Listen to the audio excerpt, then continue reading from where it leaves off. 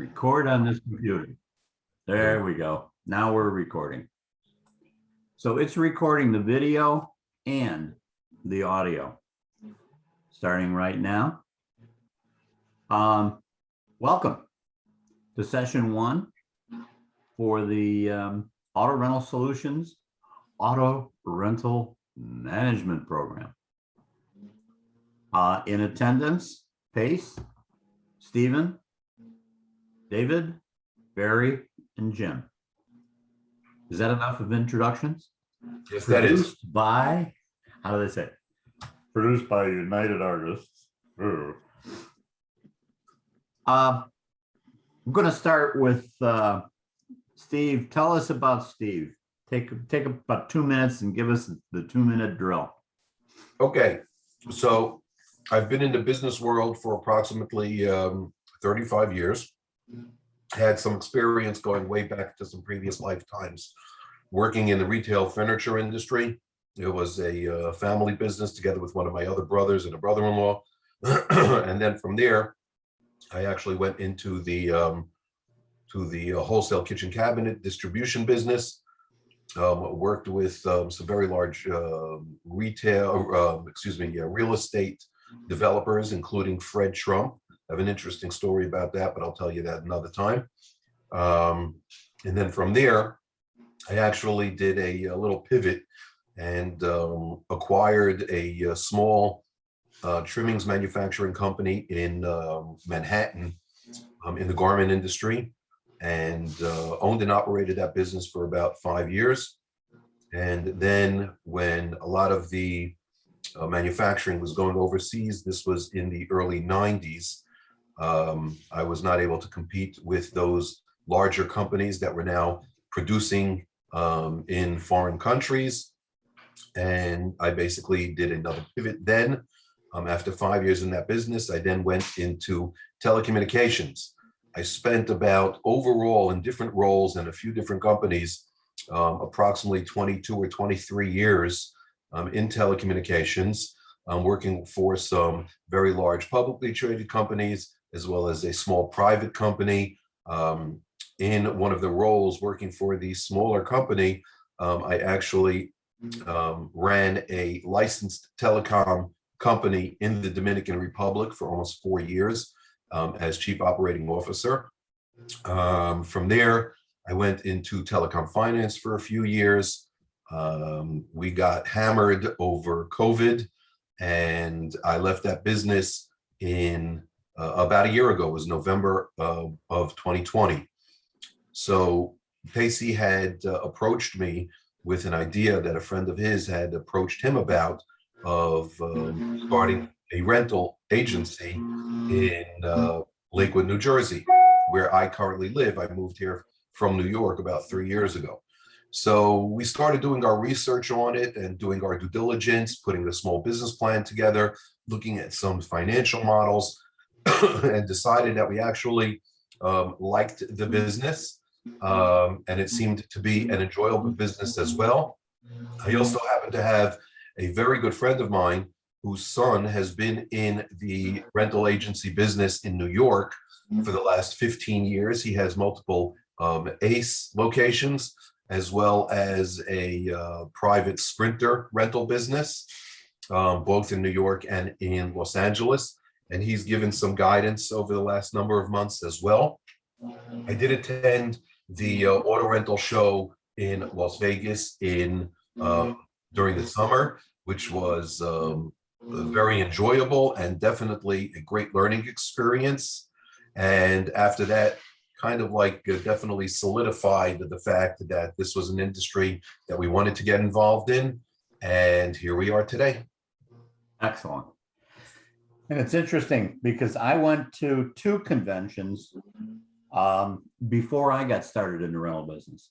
I bought a franchise. I went to their convention before I signed the check, and I went to Active, the American Car and Truck Independent Franchise Convention, prior to starting the business as well. So I got my feet wet finding out from other folks as well. And it's interesting when you hear from the successes of the folks there.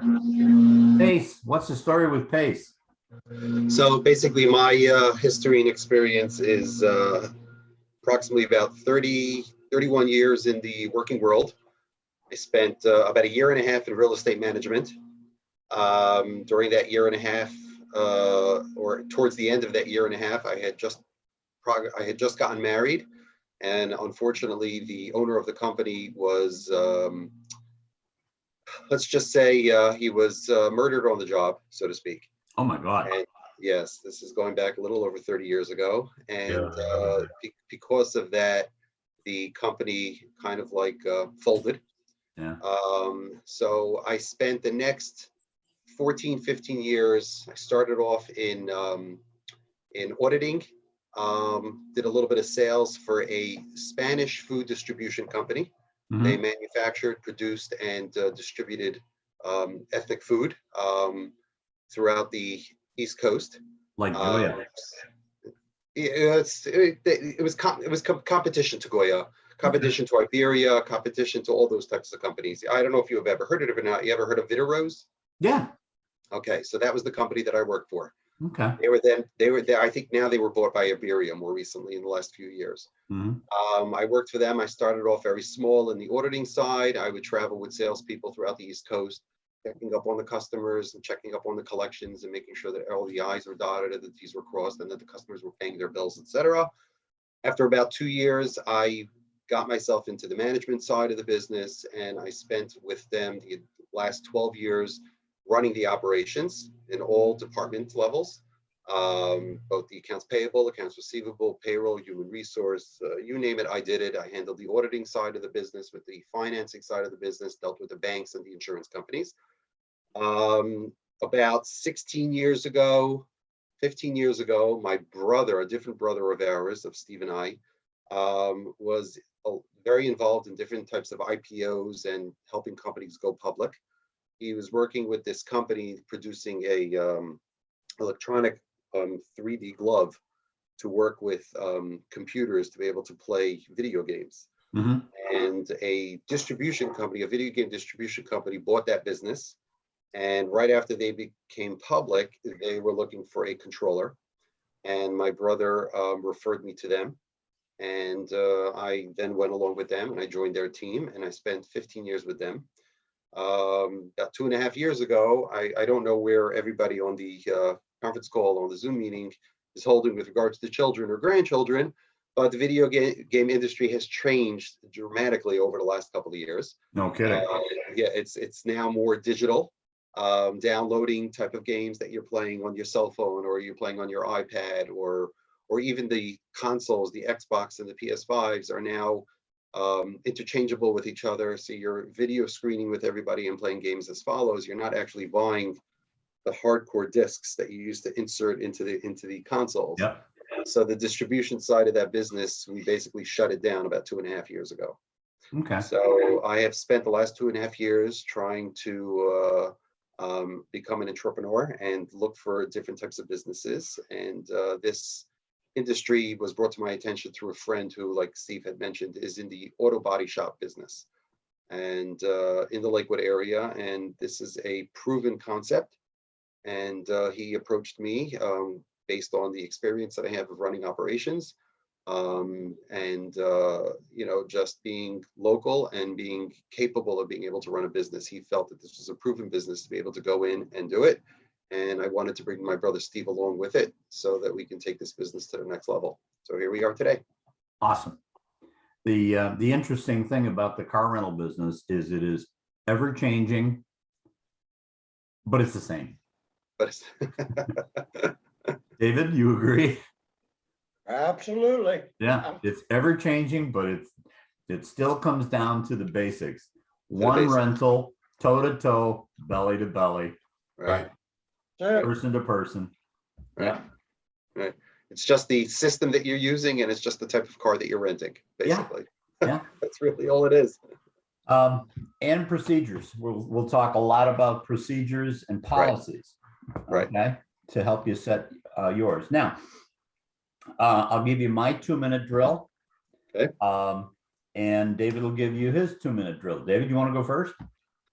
Okay. Go.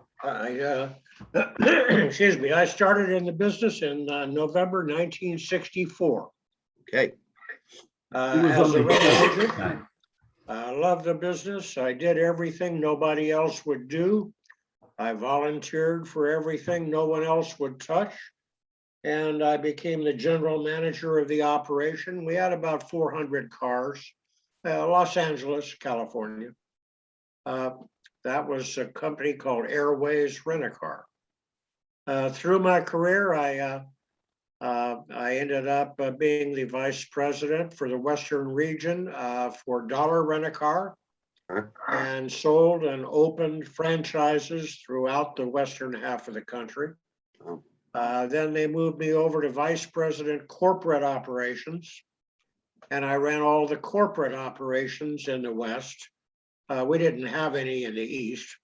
And the corporate ops were San Francisco, Los Angeles, Burbank, John Wayne Airport, et cetera. And ran those for years. Got pulled away from there by a company called Ajax Rent-A-Car as their vice president for operations. We sold franchises, opened franchises. We also ran 13 corporate stores. We sold that company. I moved to Hawaii on my first retirement. Nice. Ended up, bumped into a friend of mine who owned the Dollar franchise for the state of Hawaii. He needed help on Maui. I was on Maui. I ended up running Dollar Rent-A-Car on Maui. Who ran 2,000 cars on that little island? With one road, by the way. One road. Right. They Exactly. had a little store on the other side of the island from the airport, was running about 15 cars, 13 cars. I put together a marketing program for that. We bumped that up to about 150 cars in less than 6 months. Wow. Left there, went to Seattle, built a house. Ended up, a friend of mine was the vice president of USAVE Auto Rental. They moved to Mississippi. He wouldn't go, so they tapped me, and I became vice president of operations for USAVE Auto Rental. And I had to be in Mississippi, so I kept the house in Seattle, just added one in Mississippi, went back and forth.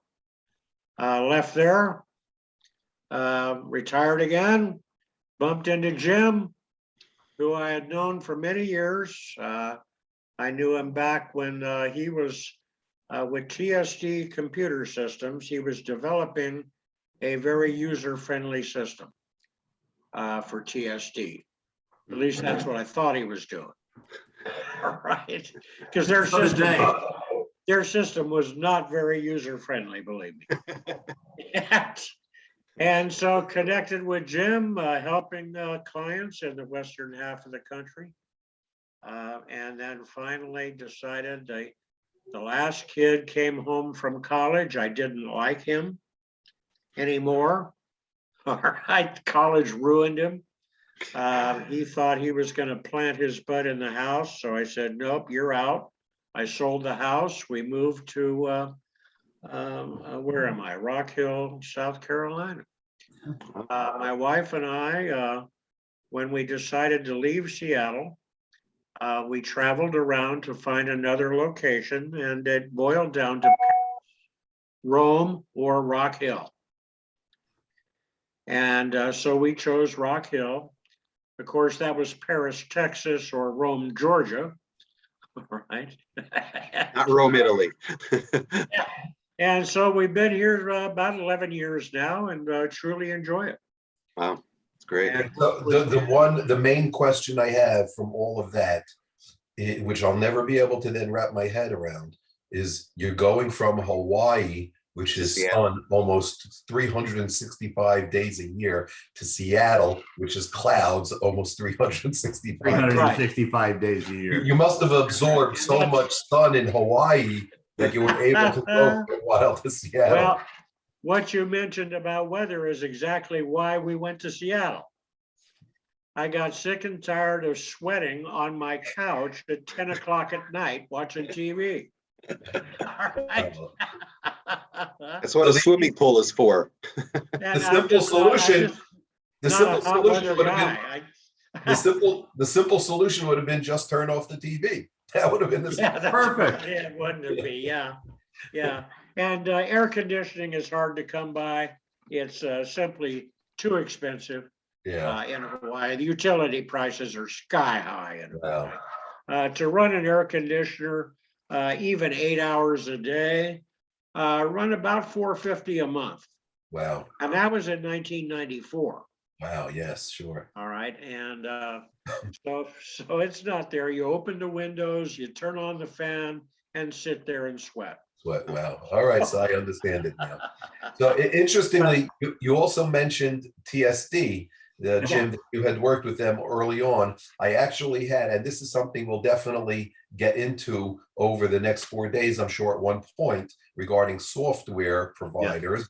I did have a conference call and a demo with someone from TSD last week, because actually he had not been on my original list of vendors to take a look at. But my friend's son, who operates numerous rental agencies in New York, as I had mentioned earlier, he actually told me last week that he uses TSD and he's very happy with them. Yeah. So I reached out to them and I had a demo with them last week. So we can talk about that. It's a good system now. It's rather expensive, but they're a good system. Yeah. Yeah, it came out, I think it was, actually, I have it right here. Their setup is approximately $3,000 for the initial setup. And then it's about $250 recurring monthly fee. That does not include telematics. Telematics, I think is, I think it's $5 a month per car. Obviously, the devices and the installation is all separate as well, but the telematics is $5 per car. We've got one that's $9.95 set up Yeah. and $89 a month. And There's does it another one. do all the same? Do they all Yep. do the same stuff?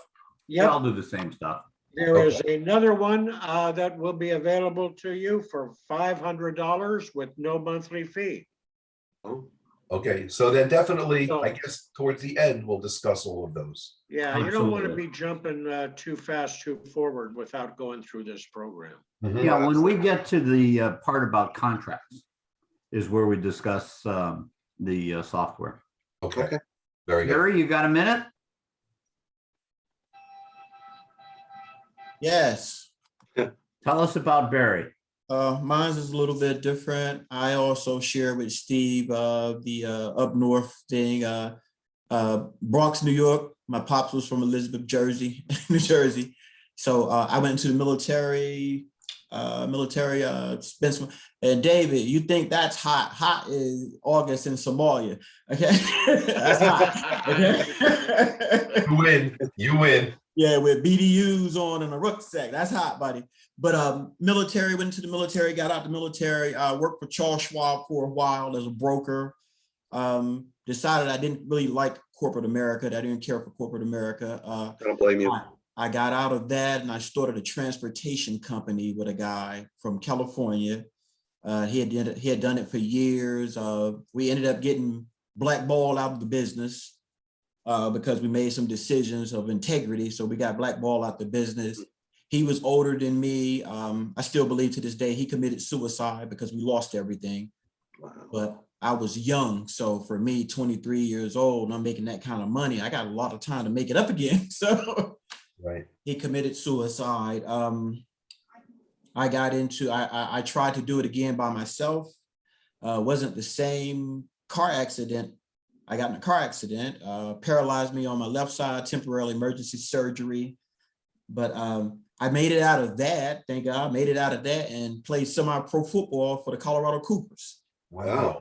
So I made it through all of that. Everything changed, lawsuit and everything. I came to Carolina.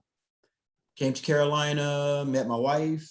We've been actually this coming Sunday, 13 years. me and her started in the real estate business. We started doing real estate. Then everything got bad. So we were left with about $1 million worth of property left on the ground outside of our own home. So that was a bankruptcy. I had to get rid of that.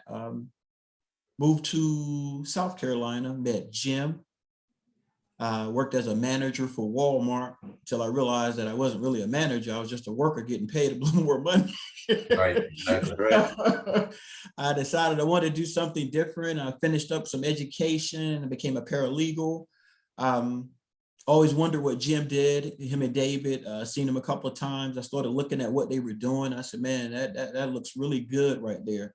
So I decided to get into the business. I took the class with these guys, and before you know it, boom, I started working with them. Fantastic. So I'm Great sucking story. up all the information I can right now, guys, because I don't know if these two know it or not, but my vision is for me to be doing these classes alone while both of them are retired, and I'm still running the business. Right. Fantastic. Fantastic. It's a lot of experience, and thank you for your service. Yeah, thank you. I'm all over the place. If you notice, I've been all the different genres of work. I've been all over the place with it. Very good. The second part of the industry, you're going to see that there's really two types of rental car companies. There is the local rental car company, and then there's the national rental car companies, the big guys.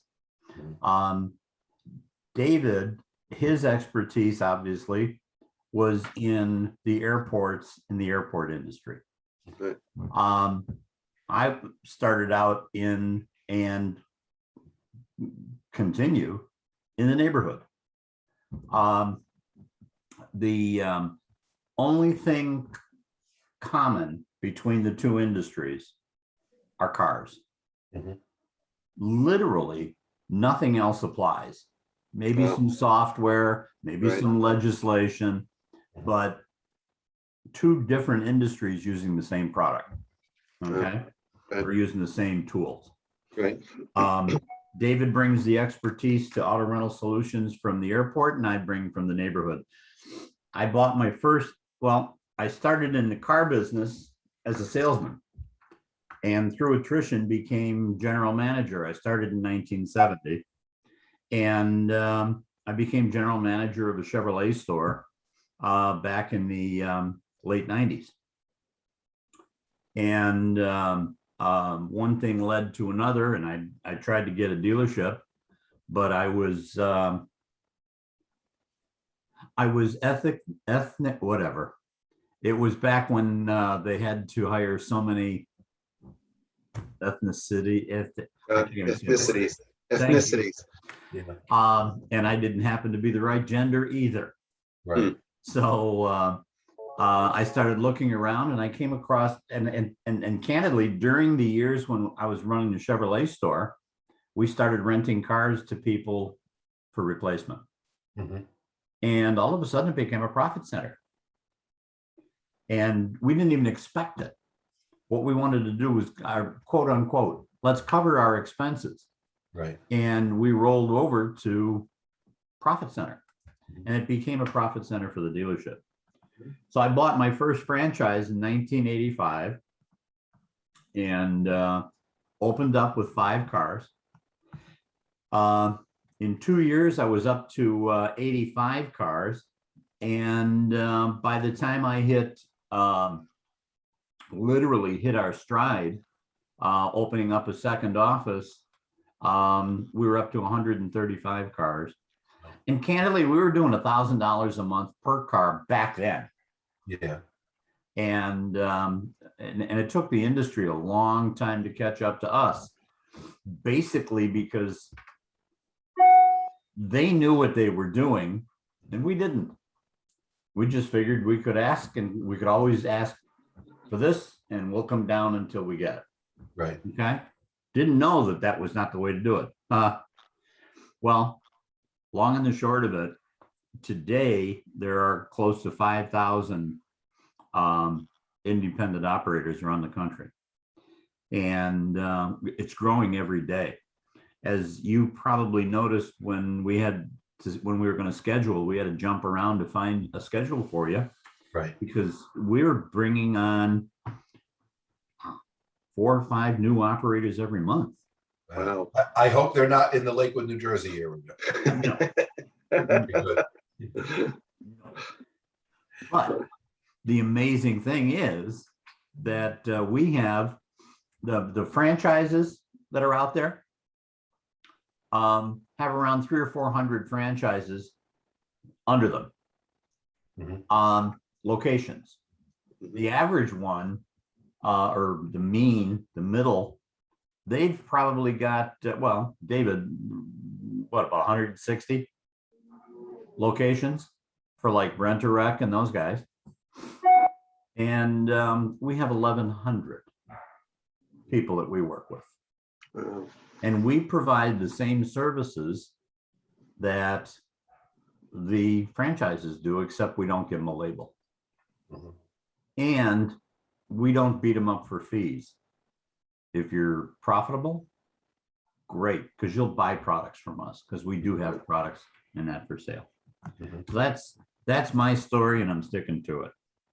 A caveat is the state of New York got impossible to operate in. And I had to close the operation there, and I started consulting. And I got hooked up with a husband and wife team in California. And I helped them buy out their partners. And we took 150 car locations with 4 locations. And we built it to 7 locations, 450 cars in about 2 years. And we ran that. I was their GM / partner / I was the guy that cleaned the toilets. You know how it goes. And excuse me. And Enterprise came along and made an offer that they couldn't refuse. So I went back into full-time consulting, moved to New Hampshire to work again for TSD. And I spent about a year there. If you guys are familiar with Sesame Street, one of the songs in Sesame Street is "One of These Things Just Doesn't Belong." Right. That was me. Okay. Get out. That was me. And I lasted about a year, and the owner called me into his office. He said, "Jim," I said, "Yeah, I know this is not working." And he said, "Yeah, it's not." He says, "We can't have 2 bosses here." I said, "No kidding. It's your ball and bat." So Right. yeah. And I went back to consulting, and I've been doing that now since 98, 99. Okay. So we built a nice little business. I got hooked up with David. I coerced him into moving here, and it was easy because I showed him what it cost for housing in Seattle, and I showed him what it costs for housing in South Carolina. And he knocked. The sun's not as hot. Yeah, he knocked over the dog on his way out the door to book an airplane, and here he is. So we've been bringing in the last decade. We've brought about 65 to 70 new operators to the table every year. Wow. We used to do our training at the office, and we had a conference room and all the goodies that you would think a good solid company would do. And when COVID hit, everybody started working from home because we're not that young. Is that they said we should do? Yeah, because that's what they said we should do, right? Right. Well, everybody liked it. And I would go in every day, and I got this 2,000 square foot office, and I would sit there going, "Lonely, I'm Mr. Lonely." I was the only person there. So after about a year and change, I said, "That's enough." Right. And now we all work virtually. Right. Well, we got onto Zoom, Yeah. and when we went on to Zoom, which was something that a lot of operators were asking for. Yeah. Right. We could do this session face to face without you traveling to Rock Hill. Right. Not that I wouldn't have minded. And Right. also, it's personalized training. Right. Right. Correct. You're not a part of a group where you got to Right. listen to everybody else's issues. Right. This is personal to you. Right. So it's actually, I think it's worked out quite well. Very Okay. good. All right. Well, I don't know how much Steve has explained to you the demographics of where we're starting this business. And obviously from everybody's history and experience, you've obviously seen basically everything and experienced all of the types that are out there. But the demographics of where we are planning on doing this is slightly different. It's difficult to explain. You're dealing with a very particular type of group of people, and their needs are different sometimes, and their requirements or their expectations are a little bit different. But overall, I think at the same time, trying to run this business as corporate versus a lot of the other businesses that are out there in that neighborhood that do not, I believe will help us be very successful. So. Right. And to add to that as well, there are some of the larger national and international companies. You know, we do have Enterprise, which is the #1 rental agency out here, but because of the Jewish Orthodox demographic and how large the community has become over the last 10 or 15 years, so the need for just about everything, whether it's, you know, groceries to rental cars, has grown exponentially over the last 10 or 15 years. So some of the local guys had opened up over the last many years. And when they did it, you know, they've all done it. I'm not talking about the nationals or the dollars or the budgets. I'm talking about some of the other Jewish local agencies. You know, they opened it and they still run their business, you know, bare bones. You know, that there are profit centers from what we understand in the research we've done, and they run a very streamlined business, but they do lack certain things, which we feel that if we can bring to the table through what we're learning from you guys as well, and what the industry today is offering, that can give us an advantage over the other local agencies and even compete with some of the larger ones as well. Correct. Good. Good. You can see the auto rental management. We also have a division called the Center for International Rental Automotive Standards, and that's really who we are. We try to put together an automotive standard for the folks and gals in the business. The biggest hiccup that we find in the business is customer service. And the industry has never had something like this, a standard where people had to hit a certain level of expertise.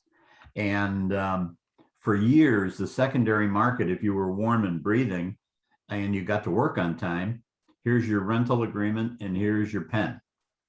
And you go answer the phones. And that was the extent of training. So we've brought it to another level. When you have time, there's a letter from me. Okay. Only because I'm the president, I get to write one. Exactly. But what we're going to talk about, Auto Rental Solutions designed this course to assist you in creating your own profitable independent car rental company. Auto Rental Solutions will show you how to do it with our proprietary system for profit building, not how the airport guys do it. There are a lot of guys and gals out there that have experience with enterprise, totally different. A lot of folks that worked at the airport for years, totally different. Auto Rental Solutions will do its best to help you find your identity in the neighborhood, from your location's personality to the specific inventory that fits the needs of your client base. That very well sums up exactly what we were saying. Absolutely. Absolutely. So we're in the right place here, aren't we? Yes, Yep. we are. The The industry today. David, you want to talk about the industry today? You up to it with your throat? Yep, I'll give it a try. Okay. What we're going to discuss is the rental market's overall size. We're going to show you the major players in the business and the neighborhood boys. And I want you to understand the business that you're in. Mhm. We're going to talk about the major players, and I want you to keep that in mind as we go forward from this, because you're going to be doing things entirely different than some of these big boys. Mhm. And you know it now, and you're going to know it even more as we go forward. Okay. So if we slip through to the next slide. Here's your big airport operators. Well, actually, these are operators. It's a little faded. I want you to understand Enterprise, Mhm. which owns Alamo and National. 1,100,000 cars, guys. Well, 1,100,000 cars. so they are the 800, they're the 800-pound gorilla. Yeah, 6,000 locations. All right. 2020 revenue, 14 billion, With a B. 715 million in revenue. We're talking 14B as in billion. All right, coming down. Hertz, which owns Dollar and Thrifty, 430,000 cars. They filed bankruptcy. They've come out of bankruptcy. They've got an all new business plan. Will it work? We don't know. Avis Budget Group includes Payless, 350,000 cars. Sixt, a German company that's come into the United States. They're primarily airport operations, 18,500 cars in about 5 years. You will rent from us and you will enjoy it. Mhm. All right, Fox And Rent a Car, and which you is will pay lots of money. Uh-huh. Yeah, I saw that. yeah, Fox Rent a Car, which is primarily an association, Mhm. 18,200 cars. Ace Rent a Car, another association, 9,000 cars. You Save Auto Rental. When I left, we had 12,000 cars, 413 locations. Now they're down to 5,500 and 124 stores. Nothing to do with me, I'm sure. Why do you think that is, though? Well, because I'm not an ego freak. So it couldn't be because of me, but when I left, what was left over was some very poor management. Mhm. That's why you left. A guy named Sandy Miller, who used to run Budget and drove it into bankruptcy, was wandering around in the desert and got picked up by Tom McDonald, who owned USAVE, and brought him in as a partner, gave him 49%, and Sandy and I do not get along. We are the opposite of each other and noisy. And so Tom said, kind of like what happened with Jim. Mhm. Tom said, you know, this isn't working. And I said, I know it's not working, so I'm out of here. Mhm. Right. And I left. So after that, we see what happened. Now, the board of directors, it is a corporation, the board got together and they fired Sandy. All right. But before they fired him, Sandy took him through bankruptcy, just like he did Budget. That's right. He did. He drove it into bankruptcy and then the board fired him. And he's out looking for a job. He hasn't called me yet. Yeah, right. I bumped into him once at a convention. Okay, anyhow, then you've got Priceless and Next Car, 7,500. Rent-A-Wreck of America, 1,750 with 71 stores. They're moving over to Priceless quite a bit. Mhm. And then Independence, 42,000 cars, 4,200 independents. Now, I want to go back to the top, Enterprise. Enterprise was founded by a man who served as an officer aboard the USS Enterprise. When the ship came into port, the guys wanted to get off the ship, rent a car, and go drive around the city. And nobody would rent them a car. I wouldn't. Back in the day, I wouldn't rent a military. Nobody would. If you were an officer, maybe. All right. So he decided he's going to take care of that. He went out, he bought 5 cars. He got permission to leave them at the port. When the guys came in, he would rent the cars to them himself. That's how he started. And he Wow. grew from there. Then he saw an underserved market.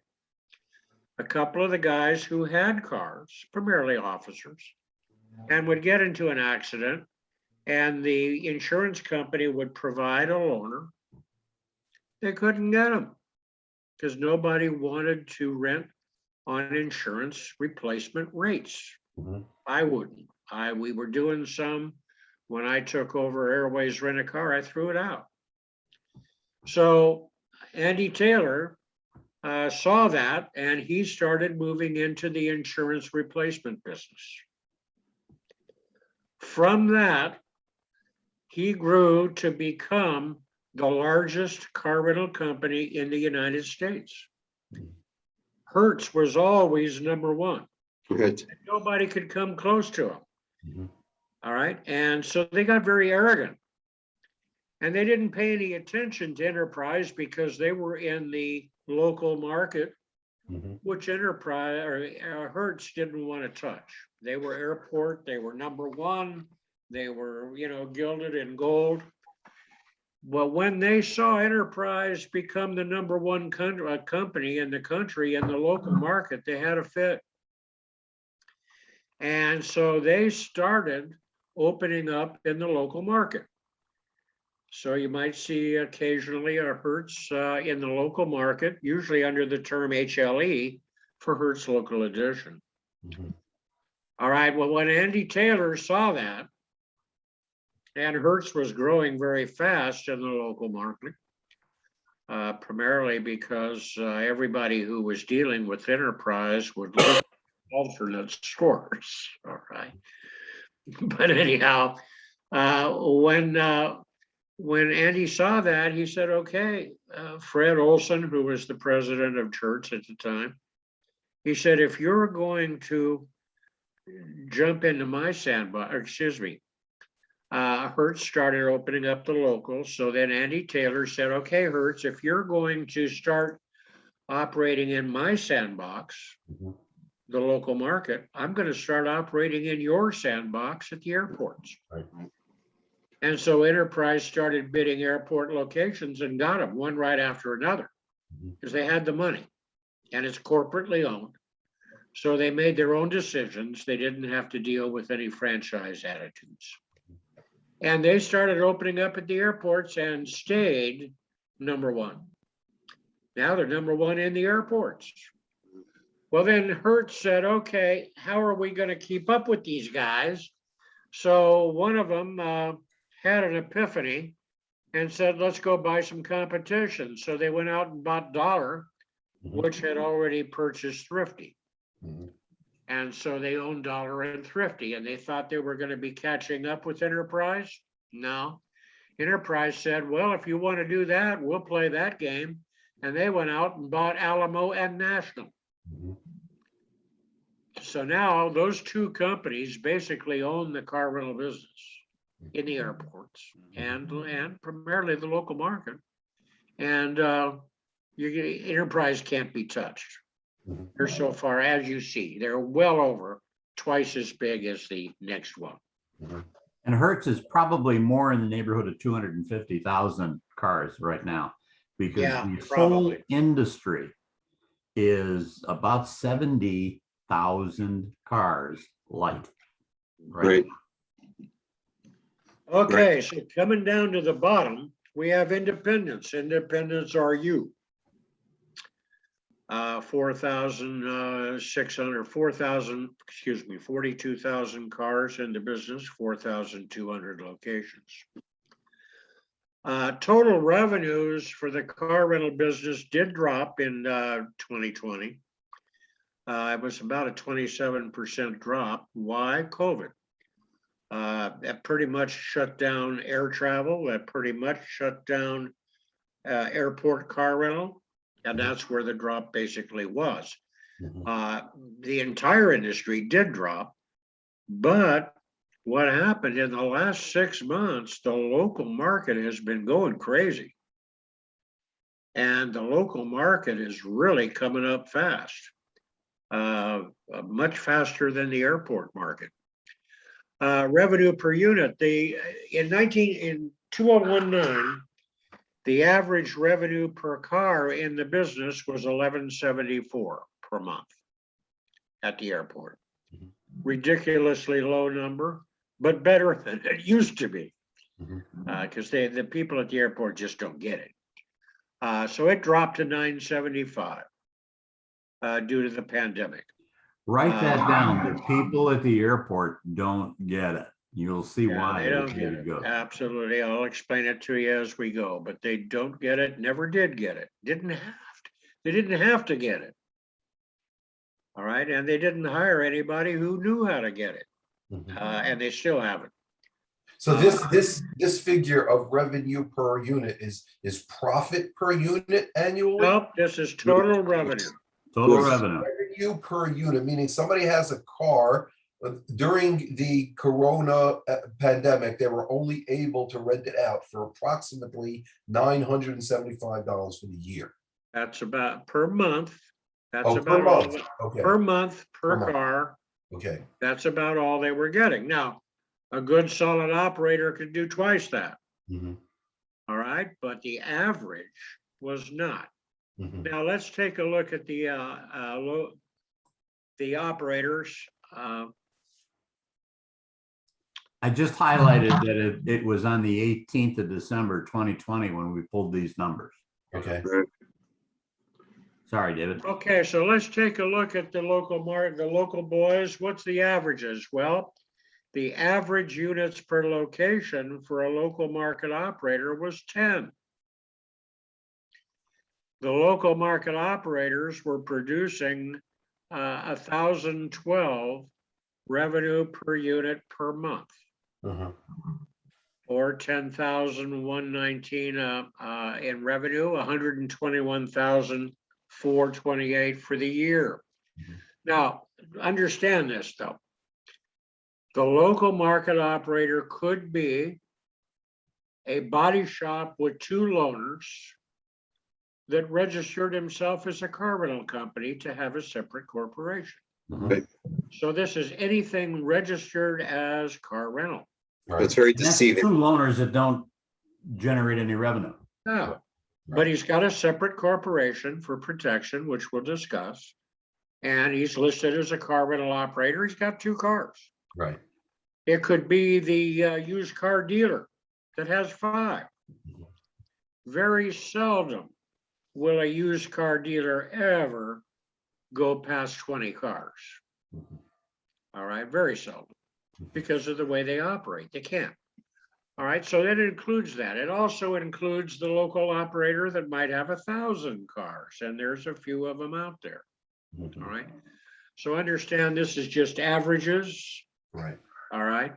And we played with the numbers, and that's what we came up with because we wanted to know. Now, we do train a lot of people who don't have a particular interest in running 100 cars. All right. They're quite happy at 15 or 20 because they're very profitable at 20. And we'll show you as we go. Okay. So we expect you to generate far much more revenue than the averages. All right, on average, we're looking at over $1,400 per car per month, and hopefully we'll hit much higher than that. But we'll work with you on that as we go. All right. So now we're going to take a look at the segmentation, which Jim alluded to earlier. There's 2 segments of this business. The main segment has always been the airport market. Are you near an airport?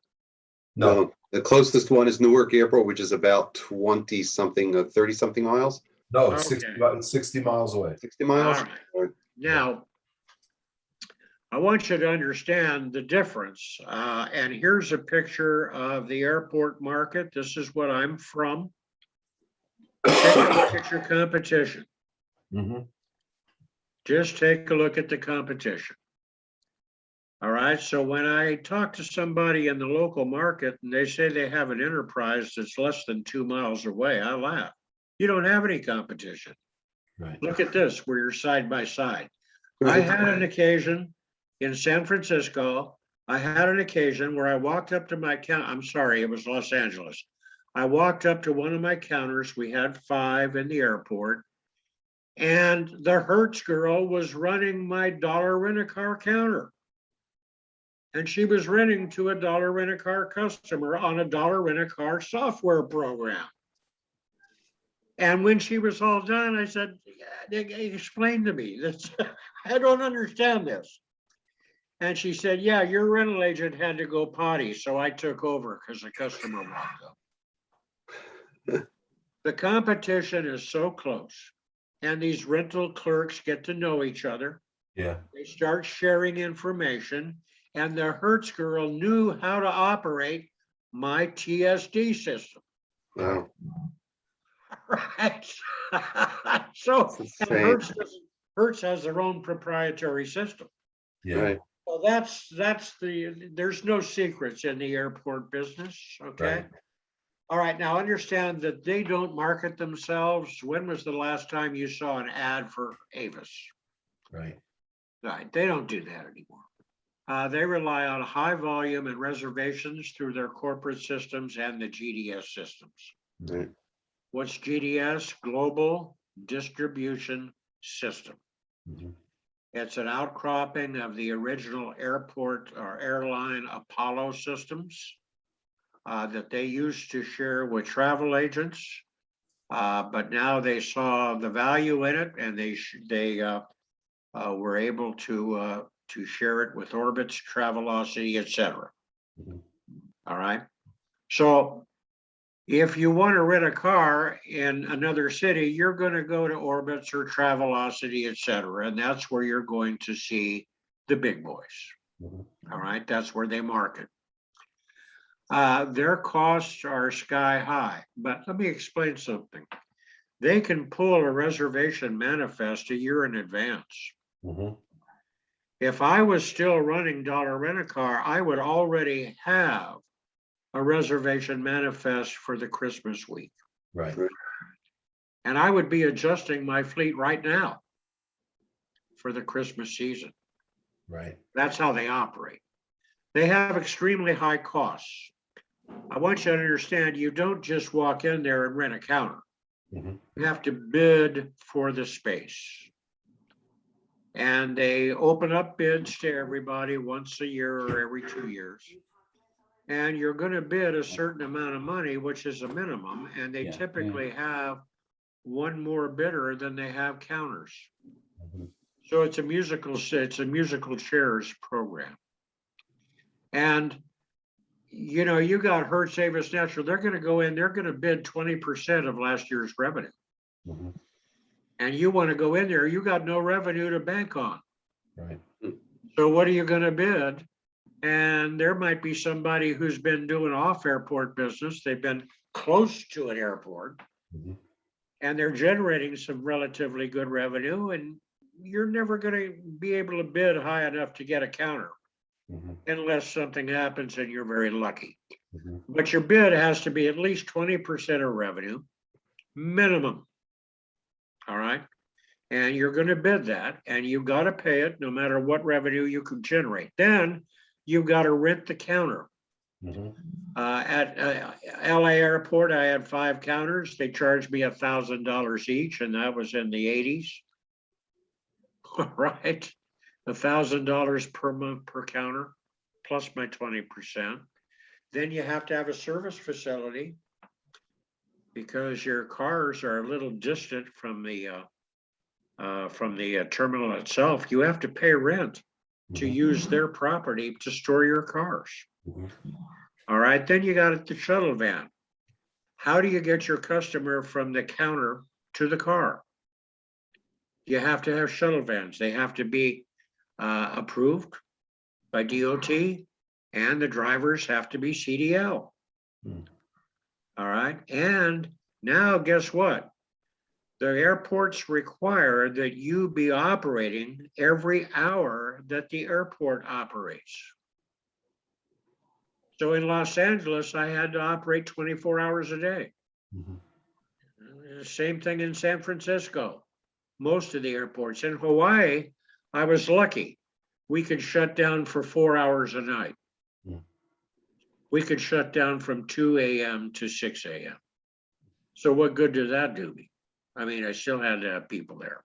Mhm. All right, so then because of that, their rates are based on the reservation volume for a specific day or week. They watch each other like hawks. The big boys have a management team called revenue management. Mhm. And all they do is watch the other guys' rates. And they will raise and lower rates almost on an hourly basis. All right, if they see that somebody else has raised their rates on a full-size car, that means that's where the reservations are. And they'll come in and try to cut it, as that's the way they operate. Mhm. All right, so now here's the problem. Because of that, their rates have been relatively low. So what do they do to try to pick up some of that? A big argument, we had lawsuits flew between the car rental companies and the airports. The airports did not want people to know what the car rentals had to pay the airport. But we won that. And so the the car rentals were adding a concession fee. What is that? That's rent, your concession at the airport. They were adding an access fee. What's that? That's an access fee to get on the airport. A license fee. What's that? Well, that's the car license fee. We're not going to pay for that. You got to pay for that. You use the car to the customer. Mhm. And recapture fees to recapture anything else they might have missed. You rent a car at the airport in New Jersey.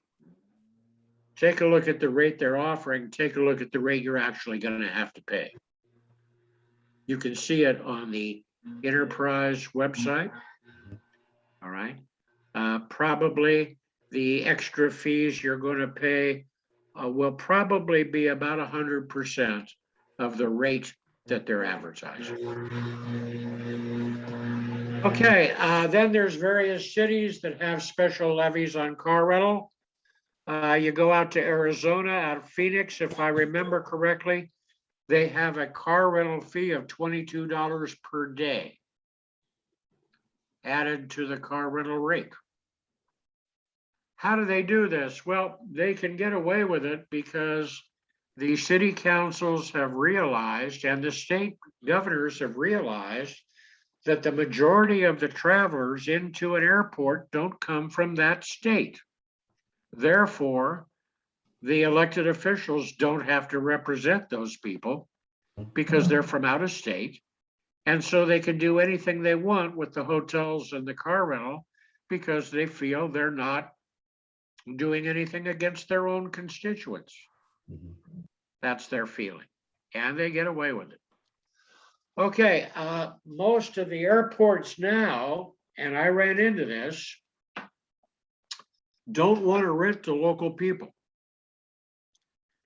And if you go to an airport to rent a car as a local person, number one, it's very difficult to do. Mhm. Very complex, very confusing, trying to get to a rental counter at the airport or over to the service center where they don't expect you to be and get in that crowd. Very difficult to do. But once you get there, what they're asking for now is they want your return air ticket.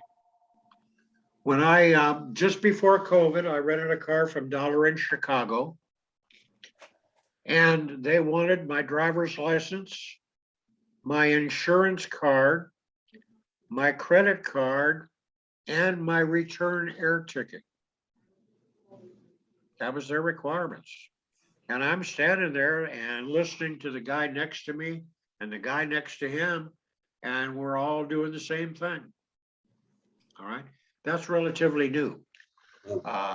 But that's the way they're operating. All right, so the point of it is, you don't have to pay any attention to what the airport is doing. Right. They can advertise anything they want. You don't have to compete with that. And we don't want you to try. If the customer insists that he wants to rent from Hertz because they have a 1995 rate, let him go. All right, they'll be sorry. All right, don't worry about it. Don't try to compete with that. Okay, on the other hand, what we're seeing is some ridiculously high rates at the airport because of COVID and the car availability. The factories have not been producing enough cars. So the used car market is pretty stiff. And like Jim said, we figure we're about 70 to 80,000 cars short right now. So that is keeping rates pretty high, except for Miami, which will never get it. Okay. All right. Now here's the local market. Here's one that did a beautiful job. Frank Kalana started Triangle Rent-A-Car many years ago. He was in Georgia and the Carolinas. Did a beautiful job. If I recall, it went up to about 1,200 cars. I think he had about 6 or 8 locations. He had Very low. 14 locations, an average of 100 cars per location Yeah, okay, that's right. when Enterprise bought him out. Yeah, people loved him. He did a beautiful job. And here's an example of what he did, all of his stores. Sitting right in front of a store that says Triangle Rent-A-Car, he put signs in that said, rent me. All right. And this was his marketing technique. He did a beautiful job. People loved him. He was the nicest guy in the world. Unfortunately, he came down with cancer. He sold the business to Enterprise, and about 6 months later, he passed away.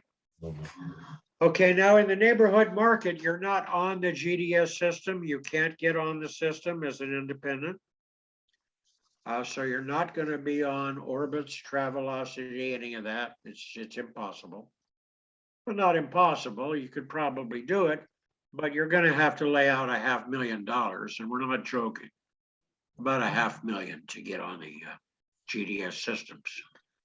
All right, but because they rely on their reservations and their local marketing, you have to rely on your local marketing. You have to let people know you're there. You're not sensitive to rate. You, of course, want to look at whatever competition you have, but you're going to have some benefits that allow you to be right there with the big boys. If you have the proper marketing technique, you look just like Enterprise. All right. And you can do better. Don't let Enterprise intimidate you. There are a lot of people out there that are looking for an alternate source. They've used Enterprise. Now they want to try somebody else. Believe me. Okay, so you're not as competitor sensitive as the airport is. Your local customers are going to pull up car rental in your town, or they're going to call because they saw something and got your number, or they're going to walk in. All right, but even I would say this, no matter how good your website is, I would pretty much guarantee you a lot of your business is going to call first, because they're going to have questions about your website. All right. So you want to be prepared for that. You have time to work with each customer, become friends. They're your neighbors. They're residents of your city. All right. So you're part of the community. And you have to go out and let them know you're there. So if I have questions regarding rate systems and marketing, is that something that we should wait for until we get along further? Yeah, we're going to spend a whole day on it. Okay. Yeah. Okay, so you got to understand the difference between the two segments, guys. And you can take a look at the GDS systems and see what the airport boys are doing, but don't overly pay attention to it because you're not in that business. Now, as a independent, you have other sources of revenue that you can try to attain. You could, if you wish, buy a franchise. Mhm. If one of these franchises is available in your area. The three that are out there basically are USAVE, Rent-A-Wreck, and Payless. There is Sensible that typically Sensible goes to used car dealers. A franchise is required to do business at the airport because you want to be on GDS systems and the franchises typically spend the money to be there. So the benefit is that you might be there if Orbitz or Travelocity would allow a local company to be on Orbitz at that city. You're too far away to service it. All right. But you could, if you wish, have a trade name in your local market. Understand? Have you looked into a franchise? Have you thought Yeah, about it? we did look into a few of them. We looked into some that are already existing in the US. And we also looked, and there happen to be some in the area as well. So some of them are restricted to being able to offer another franchise in the area. Plus, there are a few other international franchises or affiliates that are moving into the United States. For Trying to example, break in. Green Motion and one other actually that I had spoken to. So they're also looking to now enter into the US market. They already have some, many of them obviously started off in the very popular locations of Florida and California. And now they're Of looking course, to yeah, get into the yeah. rest of the US. But also a lot of their business model is based on GDS reservations and airport business. And we realized that, you know, it doesn't really make sense for us at this point in time because, you know, for example, Green Motion wanted a fee for every reservation that's made, even if it did not come through their system. And you know what? We could bring in that customer ourselves without having an affiliation with a company like that, you know, through our own marketing or referral, word of mouth, whatever it might be, and not have to pay that fee. So that's why we came to the decision of just operating this first initial location, at least, under an independent. All right. Well, we go through the process, as you see here, to come to the same conclusion. Yep. And a lot of people we talk to are aware of franchises, but they've not looked into it. Right. If you are looking at a USAVE, Payless, or Rent-A-Wreck, you're going to lay out between $9,000 and $20,000. Right. You're going to pay a monthly royalty of 8%. Right. They say, no, it's 4%. Wait a minute. I was in the business half of my life. What's your royalty? 4%. Okay. What's your marketing fee? 4%. Add 4 and 4, it's 8%. All right. Yep. What's the marketing? The marketing is not anything they do for you. The marketing fee pays them to market themselves to get you. Correct. And people don't understand that in the franchise business. Mhm. You're going to pay a reservation fee between $7 and $13 per That's right. reservation. Right. Yep. You're going to have a sign. Our USAVE sign was $5,000. Right. You're going to have to use their software program. Yep. And that's between $3,000 and $7,000. Right. Okay, plus the 4 fees. Now, why do they want that? Because they're hooked up to it. They monitor it. All right. And they hook up, they network into your bank account, and they pull their fees every week. Yep. Right out of your bank account. Mhm. Now, Like maybe ED they have not discussed that with you, as far as you went with them, but Right. that is what they do. Yeah, it's like EDI. Yeah, They pull all the behind the scenes information, and that's how they make their decisions. that's right. Absolutely. And they're watching everything you do. Yep. Okay, And so you should, as you did, you consider it, I would say in the local market at your position, there's very little value. Mhm. All right, you put up your own name. If you do the right marketing, you're gonna get the business. And frankly, we have everything that a franchise offers anyhow. Right, exactly. And you don't have to pay the exorbitant fees to get it. Although we will take a check. Good. Okay. Okay, so anyhow, you got to understand that you're going to do business the way they tell you to do business, and that Right. may not be what you want. Right. We have some operators that choose to rent high-end vehicles to select customers, Right. and they make a fortune. Yeah. We have clients that want to rent the lowest price cars to the lowest caliber of customer, Mhm. and they do well too. It's a lot of hard work, but they can do well if that's what they want to do. So we support the people at both ends of the spectrum, whereas a franchise will not. And I canceled franchises that would not pay attention to our program. Mhm. And they say, why would you cancel somebody? Well, because I'll throw you out because you won't play the game. And guess what? I get to resell your territory. Mhm. All right. To somebody who's going to pay me $9,000 for that territory and play the game. Right. So they make money canceling franchisees. And don't believe they won't, because they do. I've done it. Okay, you have available to you as an independent associations that might bring business to you. Ace Rent-A-Car is one. They are an association. They will have you on their reservation system, probably not at the airport, but they'll have you on the Ace system. Then there's Economy that's coming in. They're primary at the airport. They're from South America, and they're trying to make an inroad into the business. Fox Rent-A-Car is another association. They do operate some of their own stores.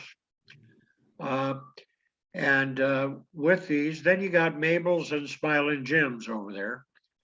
It's my mother-in-law's picture. I was about to say it looks like a girl I once went out with. You know my mother-in-law. There you go. So you could join either one of these. There's a small fee. I don't know if you've looked into them. You've looked into Green Motion. It's similar. You're going to pay a small fee. You're going to pay a reservation fee. If the reservations come through a GDS system, Right. like Orbitz Travelocity, you're going to pay at least 35% for that reservation. Uh-huh. That's what they charge. Right. All right. And believe me, if you get a reservation for one day on a compact car at $45 a day, you're paying 35% of that. Right. And it could be plus the $13 for the association, because the reservation came through GDS to their system to you. Right. So it's a very expensive proposition. Yeah. But if you feel that it might help you, take a look at it. Right. Okay, what's new in the business? Well, first off, we had rental car sharing. It came and it's pretty much gone now. That's just an outcropping of the timeshare business with condos, where they sell 56 weeks use of a condo. And then when you want to go use your condo, you can't, so they'll move you over to someplace else. In Hawaii, they banned them. They arrested a couple of the big boys for fraud and banned car sharing in the state. But it came to car rental, And you can have 2, 3, 4 people sharing a car. And if you wanted $1,000 a month, each one would pay $250, and they'd come use the car when they wanted, etc. Basically, it started with they would put a car at a office building, or a few cars at the office building, and some other office buildings, and maybe some shopping centers and a couple of colleges. And you would sign up for the use and get a card. And you could go to the car, access the car, drive it, park it when you're done in the same place, and then you would be billed for that usage by the hour. All right, think of the term zip car. Mhm. That became quite large. They had a lot of cars. I think it was like 4,000 cars or something like that. And so Hertz saw that, and they wanted to jump on that before Enterprise did, so they bought Zipcar. Mhm. They lost a fortune in that in 3 years. You can look back and verify it. Hertz is a public corporation. They had to restate their financials for 3 years because of the losses they took on Zipcar. And because when you're a public company and you restate financials, their stock dropped 30% in one day and they almost got deleted from the market. Mhm. You don't restate financials as a public corporation. What was the problem? And this I want you to learn from and remember, please. There was nobody inspecting the car when it was given to the customer. There was nobody inspecting the car when it came back, Mhm. looking for damages. There was nobody preparing the car for the next usage. All right. So gradually, those cars became beaters. And Hertz had no place to go to get paid for the damages Mhm. because they could not show who did it. Mhm. And of course, nobody is offering the information. So they took a beating on those cars. They were so upside down, they lost millions. Mhm. The other thing that happened is that it included a gas card, and you could get gas on their gas card at any station that accepted the Zipcar card. So what would happen? People would pull up in the morning and gas up mama's car, gas up the motorhome, gas up the boat, gas up grandpa's car, and then call Zipcar and say, I lost my gas card last night. Mhm. So they took a huge beating on gas. Well, the point is it cost Hertz somewhere around 20 million to shut it down. And the last few stores they had, you had to go to a Hertz location to pick up a Zipcar. All right. All right. So now what came up? Peer-to-peer. I'm going to take Pace's Ferrari and I'm going to rent it to Steve. I'm going to take a commission. All right. And everybody's happy. Peer-to-peer. Think Uber. Mhm. Have you heard of Uber? Yep. Turo. Turo, I'm sorry. Uber is the taxi service, Turo. Right. You can put your car on Turo. This is called peer-to-peer. Right. And they will take your Ferrari and rent it to someone else. They're going to take a commission of about 35% and give you the rest. Right. Now they have 3 or 4 different platforms that you can choose. All right, but that is peer-to-peer. They were started by some college kids and would open up in an airport parking lot, get thrown out, open up in another airport, get thrown out, get banned in one state, operate in another state.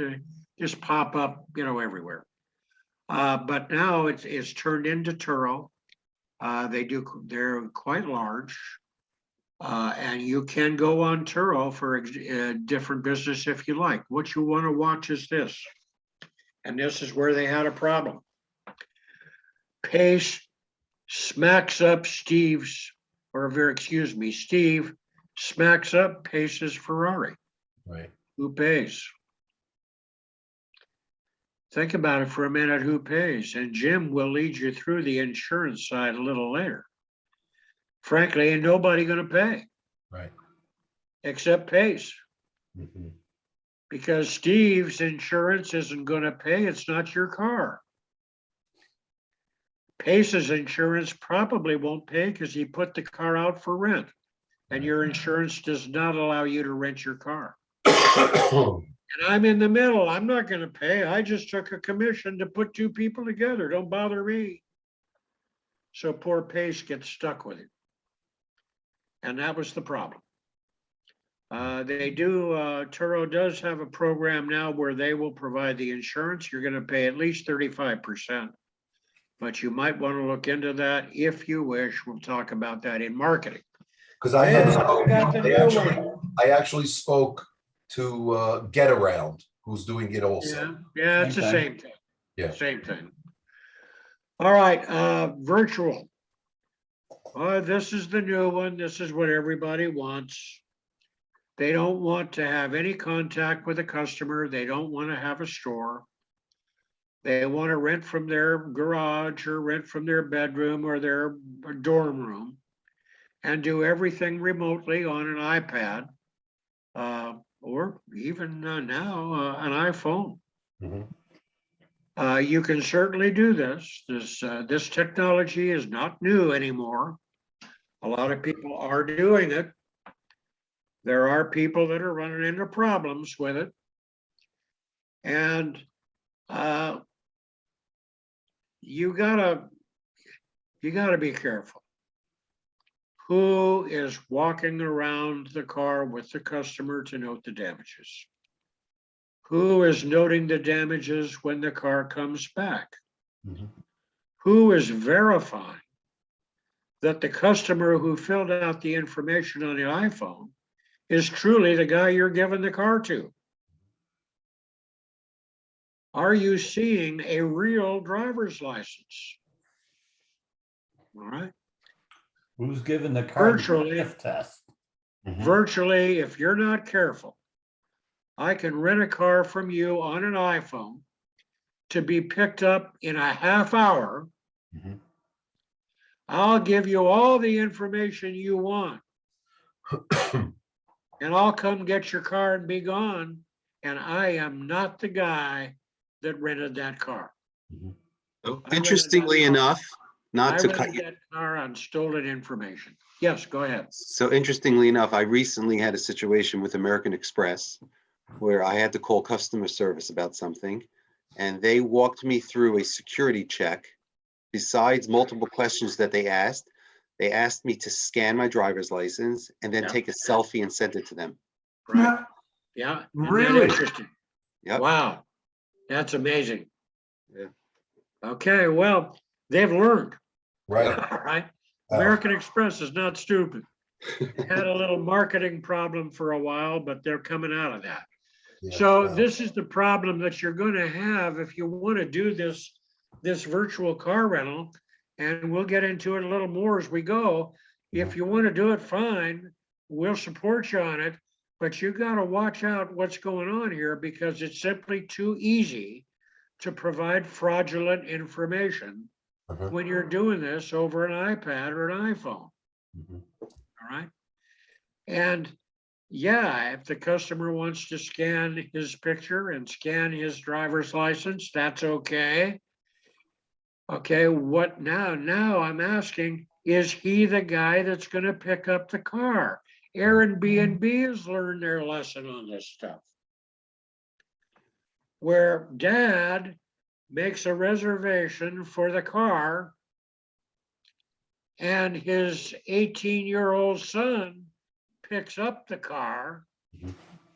because it's prom night. Mhm. and they can't rent a car any other way for the boy. So he rents it online. How do you know who had that car? It's going to be a nightmare if that thing gets smacked up. Right. You get me? So I'm not saying don't do it. I'm saying answer these questions before you let a car out virtually. Mhm. All right. And be prepared to take a certain amount of business expense, meaning loss, if you're going to do this virtually. Mhm. Okay. Any questions on that so far? So far, so good. Okay. Jim, how to begin? One of the things that we've been talking about this morning is, well, we've been talking about airports, and you guys are not going to be in the airports. Right. So you're sitting there going, why are we listening to this?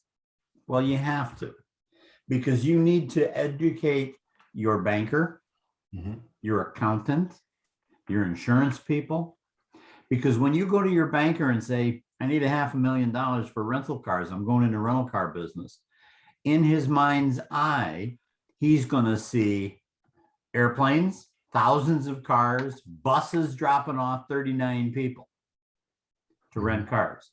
When you go to the town for business permits, they're going to hear the same thing. They're going to think, wait a minute now, how many cars are we going to have ingress and egress, and how many you're going to need parking for 500 cars, and we just know we're not going to do that in our town. Mhm. So you need to know this so that when you go to the town and your banker, you say, this is the airport business. That's not us. This is me. Right. All right. I learned the hard way because they said to me at the town, well, how many cars are you going to run? I said, I'm going to start out with 5, but I expect to be at 100 cars in a year. Mhm. They said, where are you going to park them? You only have parking for 10 cars. Well, they're all going to be out on rent. That was a Mhm. concept that they could not get. They said, well, they're going to come back that night. No, people keep them overnight. They didn't get the concept. Mhm. So I had to go get another location. And then they said, how many cars are you going to run? 5. Okay, 5.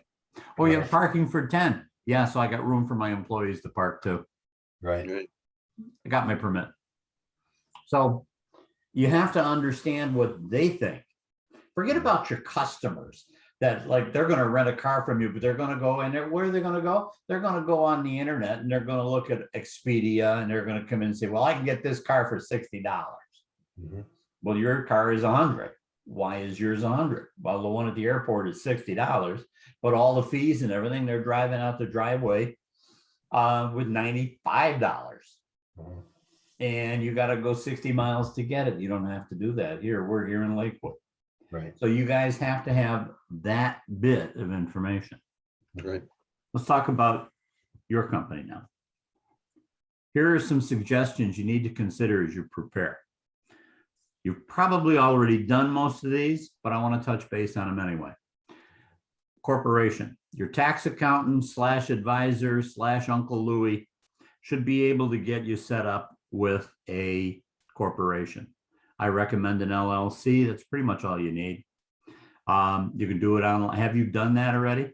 So Yes. we have an LLC called Devor Group Uh-huh. LLC, and we have a DBA for DBA Your Drive. One word, Your Drive. You are. And it's UR Drive. Yep. I like that. Our Um, email I picked it. address. You Yep. picked it? You picked it. He gets a raise. I agreed to it. Okay, you can share the raise. You know what? I'm going to double your salaries. So yeah, you got to make sure and you've done that the right way. You'd be surprised the number of people who just get a DBA and go. Right. Tax numbers. Did you get your tax numbers? Yes, we have those. Did you talk to them about what you have to charge for rental car tax?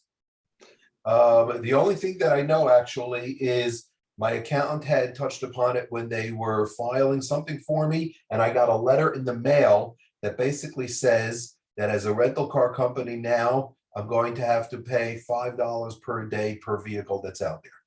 That's it. Okay. Why they do it? Yep. Yeah, they'll do it. So if your sales tax is 7%, you're going to pay 12. You're going to collect 12. Mhm. It doesn't affect you other than you got to report it and send a check. Mhm. But you want to make sure that you're getting the whole thing. Now, do you have any state or any local taxes in Lakewood? Not aware of yet. I will be finding out then, I guess, from my accountant. Good. When you have your tax number, you realize that when you buy cars, you don't pay sales tax when you buy them. Yes. Okay. You realize that when you get the cars repaired or buy parts, you don't have to pay sales tax. Right. Okay. Your location is not always an easy task, even for those that already have a used car lot. There may need to be rezoning. What have you found for locations? So originally we were looking at a location, which we then found out was not zoned properly for rental. Right? Although, wink, wink, we might have been able to get away with it. But we actually then came across another location a few weeks ago, which we've already met with the landlord. And per my last communication with him on Friday, he's supposed to be calling me back on Wednesday. It is a location that is in the same complex of numerous body shops and auto repair mechanics. There is also what used to be a used car dealership right next to us, which he's going to be fixing up and bringing in probably a Toyota dealership. Okay. So the area has a tremendous amount of potential in terms of growth because it's a tremendous open area that's already zoned properly. Our office is not going to be on the street. We're going to be a little bit further in, but we will have signage.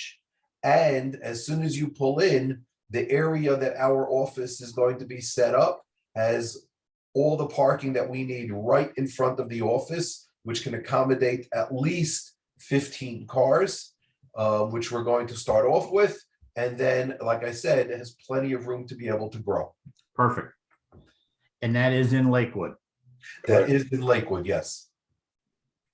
And what's the address? Do you know? Well, you can give me that information once you sign your lease, because you never know what happens between now and then. Right now, I think it's 39 Chambers Bridge Road.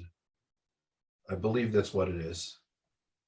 Lakewood, New Jersey. You have to make sure you put in Lakewood because there's also one in the neighboring township, which is Brick. So this is 39 Chambers Bridge Road, Lakewood, New Jersey, Okay. 08701. Got it. I'll update our file. The telephones. So many of our operators try and operate on cell phones.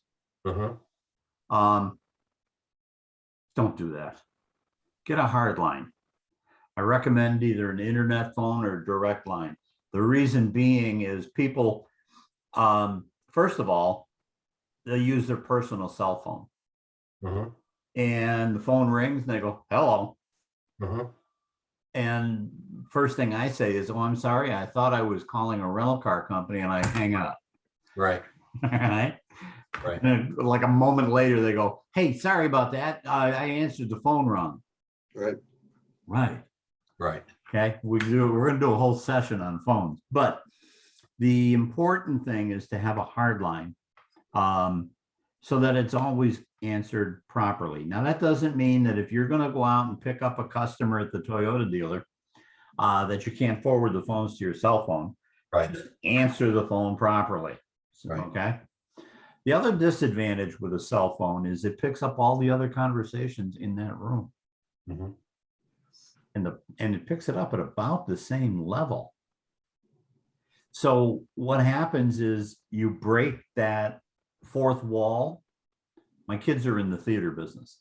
We're breaking that fourth wall, which is the front of the house. Yeah. We're breaking that fourth wall by letting other conversations become part of Yeah. my talking with you. Huge Okay. interference. Yeah. So how should I say? Don't do it. Right. All right. So we're going to start off. I think the two that are operating in the area that are the most popular are Verizon and what's the other one? I think Comcast or Mhm. Spectrum, something like that. So, but Verizon definitely offers the best service. Mhm. So we're going to put in a landline and an internet line through Verizon. And although I have my own personal cell phone, since you touched on this, I am considering getting another cell phone that will be dedicated with a separate number for the business. Just for So the- that, like you said, when calls come in, if we're not there answering that phone, it can be forwarded to the cell phone. And this way I'll know that it's a business call. Perfect. Good for you. Yeah. Perfect. Even working Licenses. from home, Steve, I've done that. Working from home, I have my personal cell phone, Mhm. and I have another cell phone for business. Mhm. And so when either one of them rings, I know it's either a personal call or a business call. And Exactly. it works out quite well for me. Right. Many operators already have a dealer's license and have access to wholesale auctions and dealer-only sales. We suggest that you apply for a permit so that you can buy cars at these venues. Talk to the folks at the DMV about the type of licenses that you'll need. Over a year, if you're paying the local used car dealer $100 a car to Mhm. buy them for you, it won't take long to spend $3,000. Right. Okay. The only thing that I heard was that if you go for a dealer's license, if you're listed as a dealer, then the location that you're in has special requirements in and of itself, different from a rental operation. That's correct. So you You got gotta to check jump into through it. that Yeah. and look at something called a wholesale license, Okay. where you're not selling directly to the public. Right. Okay. Okay. Yeah. And then your business model is going to be, I'm going to buy them at the auction and I'm going to sell them at the auction. Right. All right. I'm going to buy them wholesale. I'm going to sell them wholesale. Right. Okay. You should also have a license to sell your rental car insurance products. Right. These products are high percentage markup and will make a significant portion of your revenue. Depending on your state, it could be as simple as filling out a form. So you want to get a hold of the state insurance department and tell them you need a limited license to sell rental car products. Is that something that you can offer as part of your package as well? We do have one product, which is renter's collision protection. Mhm. And I'm working on two more products, which is a supplemental liability product Mhm. and a primary liability product for people coming in from out of the country. Okay. Some states will require formal schooling, but most of them, it's pretty much fill out a form, read the book, and that's it. Okay. Just make sure you tell them you want a limited license. Right. Your city, county, or state may also require a business license. So make sure that you have a business license for that particular location. Right. So we're going to be applying for a mercantile license, which is what we were told. That's what they call it there. Good. Yeah. Proper fleet insurance. That's what we had you fill out the application for. Right. It is a special risk insurance. We're going to get into quite a bit about, how should I say, about insurance. We're going to talk a lot about insurance. Rental car companies utilize a special risk insurance. It is not handled or used the way personal liability and collision insurance is used. Okay. Fleet financing. Last week we were working with an operator that paid cash for all his cars. Uh-huh. now that we have finished training him, he's going out and looking for a finance source to pay him off and get his money back out of the cars. Okay, so interestingly, I've been having conversations with a company called Fleetway, Yes, okay, out of Philadelphia, I think they are, yes. Valley Forge. So basically, my initial conversation was that we were a startup because we are a startup and we didn't have the proper collateral that they were looking for. So their underwriters did not feel comfortable approving us. Yeah. Now, Who'd you talk to at Fleetway? Do you remember? Evan, there's two people, Ed Sullivan Yeah. and Evan, I'll tell you in a second, Evan Toth. Okay. He's Yeah, just a they, sales I guy. think they're part of a Volkswagen dealership. And So that little group basically, that has multiple dealers. so what's happened was, so we left it at that for a little bit. You know, I had even presented to them the possibility of using real estate as collateral. You know, I have a home that has equity. Pacey has a home that has equity. They didn't feel comfortable using real estate as collateral. They're more familiar with using equipment as collateral. Mhm. And then I came up with the idea of, you know, if we are going to be buying our first few cars also cash, perhaps then if we bought 5 cars hypothetically at $20,000, that's $100,000 and they're paid for outright, perhaps that can be used as a equipment collateral. So There's another way to do that. so I spoke to them and they agreed to that, so long as we would be putting up probably about a 40% down payment on future vehicles that are of equal value, equal or less value. You know, they don't want to use a $20,000 collateral against a car that we're going to go out and buy for $40,000. But if they're almost equal or lesser value, then this happened actually as of Friday. He called me back and said that the underwriters could probably approve something like that. So it will be limited, but it is an option. I haven't gotten involved yet in the fine print or the details in terms of, you know, the exact fees that it costs, what's it going to cost us in the end. You know, I guess that's going to be the next conversation, but I did want to hear from you your thoughts and ideas and options regarding financing for a startup. Well, let's talk about your cash. Let's say I got 100 grand and I'm going to buy cars. And take a look at here. It says like all things car rental. The financing is also different than what you're using. You're Right. used to using. Your funding should be compatible with the ability to rent the cars and dispose of the vehicles in 24 months. Right. Whether you set your cycle up for 12 or 24 months. And we're going to talk about that in depth when we're doing fleet. We'll discuss this later on in the manual, but most retail finance through banks and dealers do not allow cars to be rented. Right. So if you walk into the Toyota dealer, I'm sure they'd be glad to sell you 5 cars.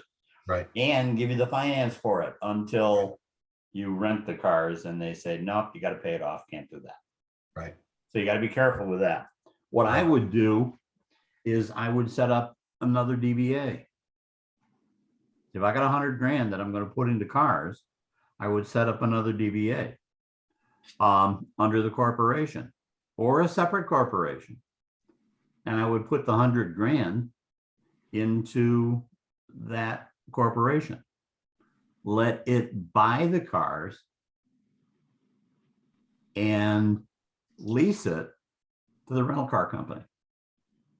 So that, and you're going to see later on, like the second to all, or actually the next sessions, where David's going to go through return on investment, the difference between cash and finance. Mhm. And you can become your own finance company by replenishing your cash back into Smiling Paces Leasing Company. Mhm. Okay. Notice I made you president, by the way. And that way, you're replenishing the cash rather than let the cash deplete and say, oh, this is great. We don't have any monthly payments on it. Yeah, you do. So that's something we'll talk about as we go forward. So give that some thought. Because you're new, Automotive Finance Corporation may be interested in talking to you about, say, 10 cars. Right. Okay, Okay. Have you talked to them? no, Okay. Talk to Automotive Finance Corp. And the other one I think is called Ally or Next Gear. I don't remember which one. They used to be GMAC, but now I think, or Manheim. Used to be Manheim, and I think now it's Next Gear. Yeah, well, it became Next Year. I think they just turned it over to Ally. Yeah. But So I either don't know. one, you might try Ally, ALLY, Yeah. or Next Gear, or AFC. All three of them Yeah. are very experienced in car rental financing. Now they are Well, not cheap. Ally, ALLY. right, so actually I'm familiar with them because they were financing Chrysler. a personal lease that I had on a Chrysler last year. There you go. So Ally was one, the other one was AMC, AFC. Automotive Finance Corporation. AFC, okay, I got that, and what was the other one? Next Next Gear. Gear. Next Gear? Yeah. Okay, And I think Next Gear used to be Manheim Financial Services. Yeah. okay, So there's some thoughts for you. And if you only got 5 cars from each, right, there's another 15 cars. right, exactly, Now they are more expensive, but we'll Okay. show you how to make that work. okay, Credit card processing. Most, if not all, of your transactions are going to be done on credit or debit cards. right, You will need to set up to accept credit cards. You Right. do not want to be set up as retail. There are 2 ways, like again, all things car rental. Mhm. You want to make sure that you're set up in with your credit card processor, and your software guys pretty much do this for you. right, But you want to make sure that you're passing the right information. And basically it's because of Visa. mhm, You get certain protections through Visa that you don't get with the other credit card companies. Mhm. And in order to do that, you have to pass certain information, and that information is date out, date in, contract number, customer's name, and so on. So when you are opening up a rental agreement on your software, it's already populating that information, and you get a different discount. Now, for the first 5 years, it's probably not going to make a hell of beans difference. mhm, Okay, until holidays come around and people start canceling their reservations, and you're booked solid. mhm. With a Visa card, you can get paid at least 1 day for that, and that's the advantage for you there. So you're not setting it up as retail, you're setting it up as what? As car rental, Car rental. and not in name only, because you can have a retail setup as your drive car rental. Right, Okay. No, we want it set up where we're passing the proper information for the best discount. And everybody runs around with these wonderful numbers. I can get you this for this, and we've got a program where you can get 1.43% discount. That's all hogwash, because the actual interchange rate is 1.78. It's been that way for 10 years. Mhm. The actual interchange rate is 1.78. And when they get all done, you're going to be paying, no matter who you go through, you're going to be paying between 3 and 3.5%. Okay, so be prepared for that. And when you're setting up your program and your pro formas, you're going to be paying 3% of your credit card charges. okay, And they're going to hide it in all kinds of things, the transaction charges, statement fees, they throw it all in there. okay. Okay. Many So states all, have so all told combined, we should try to be in the in 3% a range. 3 to 3.5%. Yeah. And everybody's going to tell you, oh, we got it so much better. We do it at 1.86. Yeah. Right. And how much are your charges? Well, it's only 10 cents a transaction. Right. Oh, and it's a $40 statement charge. Oh, and if it's a business card, it's 2.85%. Mhm. Oh, and it doesn't stop. Yeah. Okay. Yeah. Many states have special requirements for your rental car contract. I think Jersey is a general state, isn't it, David? And the insurance company, David, if I remember correctly, I think they provide the contract for us. They are. They will provide rental contracts that are good for New Jersey. Okay. And they also have the $500 program for it's called Rent Centric. Right. And whichever software you go with, make sure you have the API. I have Right. no idea what an API is, other than it doesn't make a whole word. Okay. Right. No, it actually is an acronym. I don't remember offhand what it is about, Me either. but it allows our website to be able to integrate with their system. They have to have the API. Yeah. Yeah. Well, we have an integration for our renters collision protection so that you can buy it at point of sale without having to do it multiple times.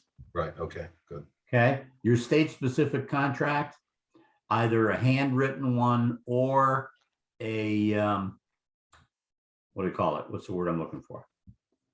Either a handwritten one or the computer generated one. Right. Gentlemen, it's coming up on 2 hours. Okay. We can pick it up again here tomorrow at Fleet Insurance. Okay. I love this picture. The car is totaled, but at least she's making her hair look good before the police get there. I don't understand how her white outfit is not stained at all. I don't know what it's doing on the front, but it doesn't look like it's stained at all. I know. I'm hoping that it's Photoshop. Yeah. If it's not, I want to meet her. Okay. Or she's just a bystander who came to look to see what's going on. Yeah, exactly. Exactly. But before you climb out of there, sir, let me fix my hair. Right. Exactly. Anyway, we're gonna talk, we'll take it up again tomorrow. Is it tomorrow we're doing? Yes. Yeah, tomorrow. Yep. Tomorrow, same time, 9:30. 9:30. How do they say? Same bat channel. Same bad time. time. So it's the same Zoom information. I just click on the same link, or are you going to set up a new one? I sent you an individual one, I think, for everyone, but Oh, you did? I believe it has the same link. Okay. Okay. Fine. Very Okay. good. And Right. I'm going to give you some homework. Yep. I want you to go back to where those dealerships are and the body shops. Yeah. Now you have in the back of your head right here, you got these little guys that are saying you should run this kind of car, you should run that kind of car. Between now and tomorrow morning, I want you to do this. I want you to drive through that place and look in the doors and windows of what kind of cars are being repaired right now. How many cars, how many trucks, and come up with that. Plus, when you're on your way over there, when you're making a left turn at the light, Yeah. look at the vehicles that are in front of you. Between what's in front of you and what's in being repaired, that's your fleet mix. Right. Okay. So we already have done some research on that, considering Good. as well that the our good friend Pacey's brother from another mother, who has been in the auto body business for almost 30 years here in Lakewood, was the one that was pushing us to get into this. So based on some of his input and some other input that we've gotten from other guys as well, and from what we know within the industry, over 50% of the vehicles in our community are minivans because we have large families. That, though, for right now is a bit of a complication because minivans are very hard to get a hold of and they're much more expensive. But then there's also a mix of your Hyundais, your Kias, some of your Nissan Rogue type vehicles, Toyota Camrys, Avalons, things like that. But I'm going to do some additional research as you suggested today, but our mix would probably be in, eventually probably a higher level of minivans. But for now, within the Kia Sonata sedan type 4-door, 5-passenger type vehicles.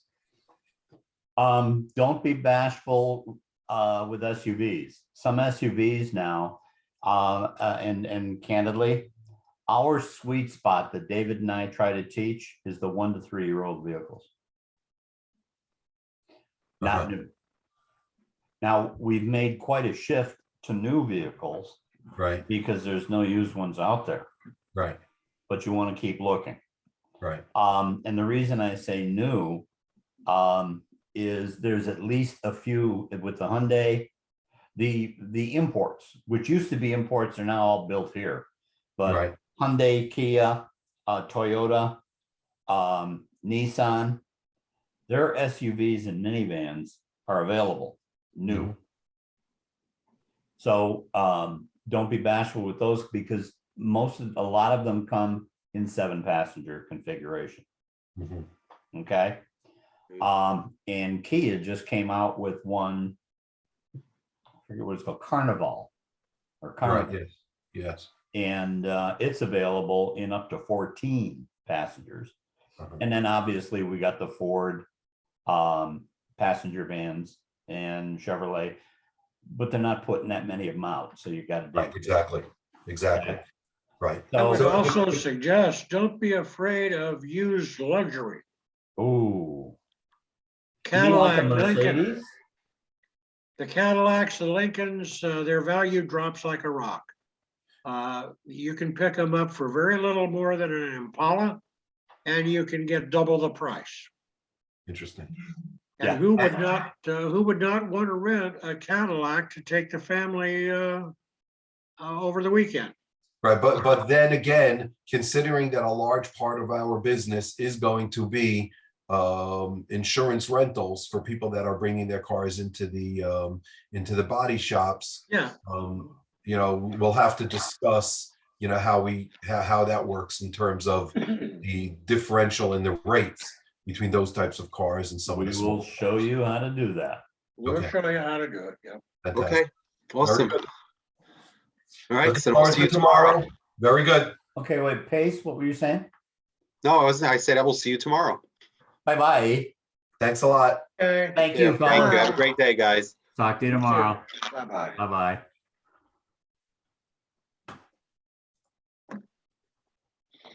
Bye-bye.